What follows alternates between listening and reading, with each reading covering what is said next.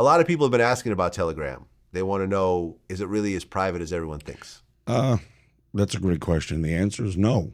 The short answer, no, it's not. Here's the thing: most people don't understand about Telegram, and when you open Telegram and send messages, a regular message, uh, not a secret chat, that message is encrypted between your phone and the Telegram's servers. But once it hits their servers, it's decrypted. Telegram can read it, Telegram stores it, and then if they're legally compelled, they can hand it over. Also, when it reaches the destination device, it is no longer encrypted. And so people need to understand. They think they're super safe sending these messages, but they're not, because they're absolutely accessible every place else except through the air. That would be a federal crime, because that violates federal wiretap acts. But because it's illegal to intercept an electronic transfer while it is in transit.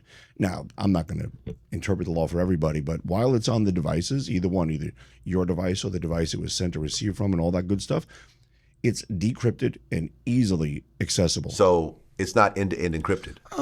Correct. It's not end to end. As I said, end to end refers only to from one device to the next while it's traveling through.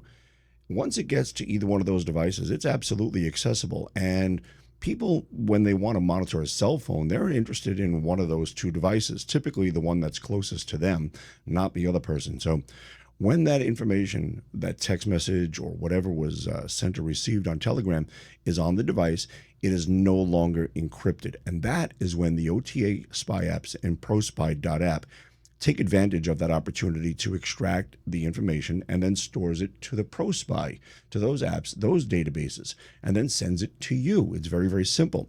Additionally, what the apps in ProSpy.app do is they take, we'll say immediate and random screenshots.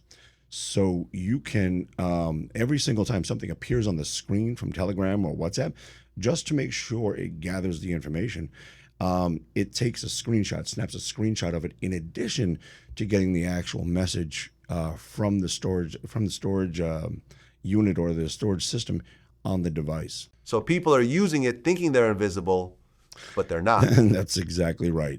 They're far from invisible. I mean, far. And that's what, we talk about what happens at the device level. Because if someone does use secret chats, even if they turn on the self-destruct timers, which Telegram has, the OTA apps from ProSpy.app don't care about any of that. They can easily bypass it. They can easily get through it. It's not a situation at all for them. They work below the app. They capture everything as it appears on the screen. That's what I was talking to you about, the snapshots rather. Anything that appears on that screen while Telegram is running is going to get instantly screenshot, whatever. It's going to be a screenshot of what appears.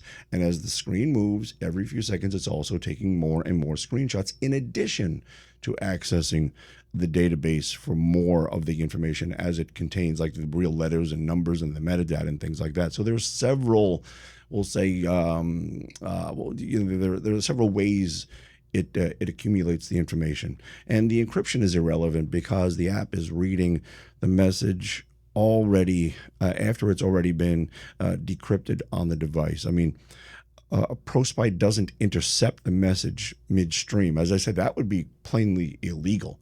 And if you want more about the Federal Wiretap Act, I think it's of 1985 or anything else as it has been amended, I would suggest you contact an attorney. I'm not giving legal advice. I'm just telling you as I interpret this law. But that's how the apps in ProSpy.app work. I mean, it's very, very simple. But people think because Telegram is encrypted and it's this and that.